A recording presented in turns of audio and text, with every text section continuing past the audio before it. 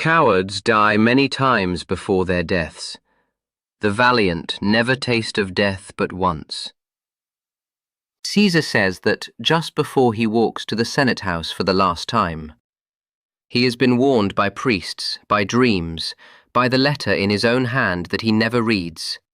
And still he goes. I never met Caesar, but the theatre permits a strange theft. It lets the dead borrow breath. This play, I am told, was requested. That is exactly how theatre worked in my day, too. Someone in the yard would call out a name, and if enough people agreed, the company obliged. I am told the person who asked this time goes by the name Case by Case Productions. I have no idea what that means, but I am glad he asked. What is Julius Caesar? It is one of my leanest tragedies. Swift, public, and dangerous. On the surface, it is the story of a great man murdered by men he trusted, including the one whose betrayal wounds him most. But the title is something of a trick. Caesar is dead early in the third act.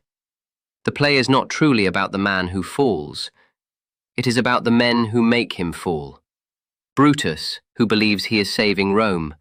Cassius, who would like Rome saved, provided Caesar is removed from the center of it.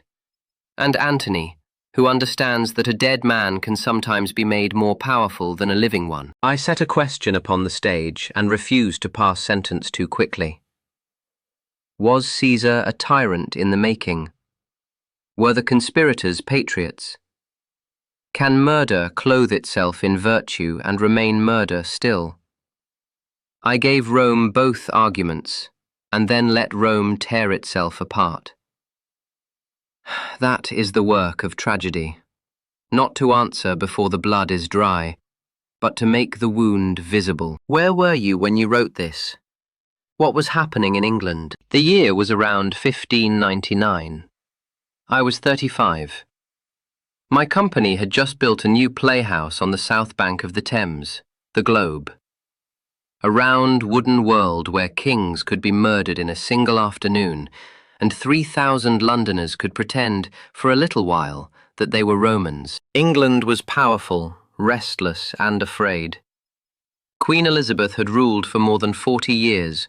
Most of my countrymen had never known another monarch, and she was old now, with no named heir. That was the question nobody was meant to ask aloud. What happens when the ruler dies? I did not have to invent that fear. I only had to put it in Roman clothing. For the bones of the story, I went to Plutarch. Greek history translated into French, then into English by Thomas North. By the time Caesar reached my desk, he had already passed through several hands and several centuries. I gave him one more language, the language of the stage. How did you see Caesar himself? Caesar is difficult to get right. Make him too noble, and the conspirators become butchers. Make him too monstrous, and the murder becomes simple, and simple things rarely make good theatre. So I made him great and proud, a man who speaks of himself almost as if he were already marble. He refuses the crown in public 3 times. The crowd loves him for it. But there is a question underneath that refusal I never answered for the audience. Does he refuse it because he does not want it, or because he wants them to beg harder? Cassius suspects him. Brutus fears what he might become. Antony loves him. The people adore him. And Caesar believes in Caesar, which is often where the trouble begins. Tell us about the 2 men at the center of the conspiracy. Cassius is easier to understand than Brutus, though that is no insult. Some men's motives are sharp rather than tangled. He remembers when Caesar was just a man, tired, feverish, almost ordinary. Now Rome bows before him, and Cassius cannot bear to look up at someone he once looked across at. He is lean, sharp, and quick to see weakness in others, because he spends so much energy hiding his own. Brutus is the heart of the play, and not because he is right. He loves Caesar, personally and genuinely, and kills him anyway. Not for gold, not for office, not for any wrong Caesar has done him, but because he has persuaded himself that Rome must be saved from what Caesar might become. That word, might, carries the whole tragedy. The murder happens for a crime that has not yet occurred. Cassius needed Brutus. A conspiracy led only by envious men is merely a conspiracy. Add one honourable man, and the knife begins to look like a principle. Why include Portia, Brutus's wife? Because public crimes begin in private rooms. The night before the assassination, Portia sees that her husband is breaking apart. She kneels before him, reasons with him, and even wounds her own thigh to prove she can bear pain, and therefore deserves the truth. She is not merely asking as a wife, but as Cato's daughter, as someone bred in the hard school of Roman virtue. Still, Brutus does not tell her, not then. That silence matters. Before Brutus has lifted a single dagger, the conspiracy has already begun to cost him the people who love him. Men often call that resolve. More often, it is simply isolation, the kind that arrives quietly before the deed itself. How did you stage the murder itself? I wanted the audience to know what was coming before Caesar did. That is one of the cruel pleasures of theatre. A soothsayer warns him to beware the Ides of March. His wife, Calpurnia, dreams of his statue running with blood. A letter naming the conspirators is put into his hand, and he does not read it. Warning after warning, and still he goes. He is not foolish, but greatness has a way of becoming deaf. To turn back would mean admitting fear, and Caesar has begun to speak as though mortality belonged to other men. The conspirators close around him. Each wound is political, until Brutus's. That one is personal. In Plutarch, when Caesar sees Brutus among them, he covers his face and falls beneath the blows. There is a terrible majesty in that. But the stage sometimes asks for the wound to be heard, so I gave the silence a voice. Et tu, Brute. Then fall, Caesar. Not an argument. Recognition. The moment Caesar sees Brutus, he understands he has not merely been killed, he has been betrayed. And that is what stops him. After the murder, both Brutus and Antony speak to the crowd.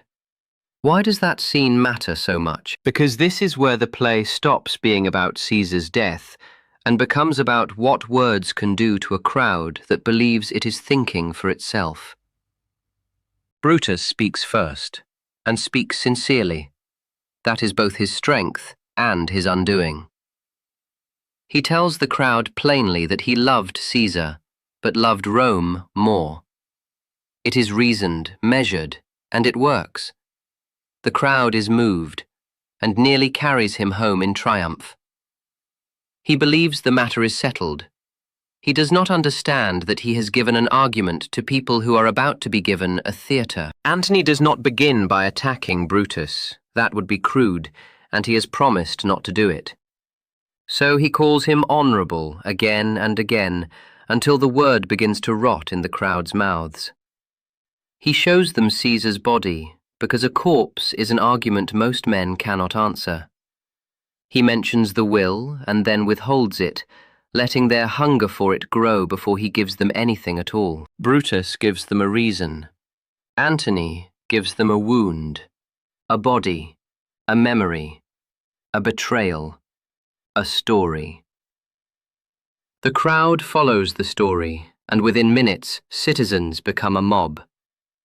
The scene still works because the lesson is not that Rome was foolish.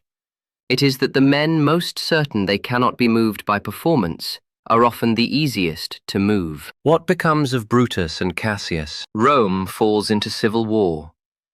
Brutus and Cassius flee, raise armies, and begin to quarrel over money and strategy. All the small human frictions that survive even in the shadow of a great cause. In Brutus's tent, before Philippi, Caesar's ghost appears and says very little. It does not need to. A guilty mind will write the rest of the speech itself. At Philippi, Cassius dies first. Misled by bad news in the confusion of battle, he orders his own death by the same sword that struck Caesar. There is a grim neatness to that. The weapon remembers. Brutus, seeing the battle lost and refusing to be paraded through Rome as a trophy, does the same in spirit. He runs upon his sword. Antony looks at his body and calls him the noblest Roman of all, and means it. Brutus killed Caesar to prevent one man's rule, and in doing so helped clear the road for Octavius, who would become Augustus, Rome's first emperor. That is the cruelty in it. He removed the possible tyrant and helped deliver the certain empire. What is the heart of Julius Caesar? A clean motive does not guarantee a clean deed, and a clean deed, if such a thing exists in politics, does not promise a clean result. Brutus acts from love of Rome, and Rome bleeds anyway. That is what I wanted the audience to feel. Not that good men must never act, but that action is a door, and once it opens, it does not always lead to the room you imagined. Brutus believes he is writing the next chapter of the Republic. He is, in truth, writing the last chapter of one Rome and the first chapter of another, and he does not live to read what he has written. Few men do. Why does this play still matter? Because every age believes it has found the exception, the danger urgent enough, the threat grave enough, that ordinary decency can wait until after the necessary violence. Brutus is not a man twirling a dagger in the dark. He is a serious man, making a serious exception for the sake of everything he loves. The play does not mock him for that. It simply lets the consequences answer him. And watch the crowd. A crowd that can love Caesar, praise Brutus, and follow Antony's words into murder. All within an afternoon, has not become more certain of anything.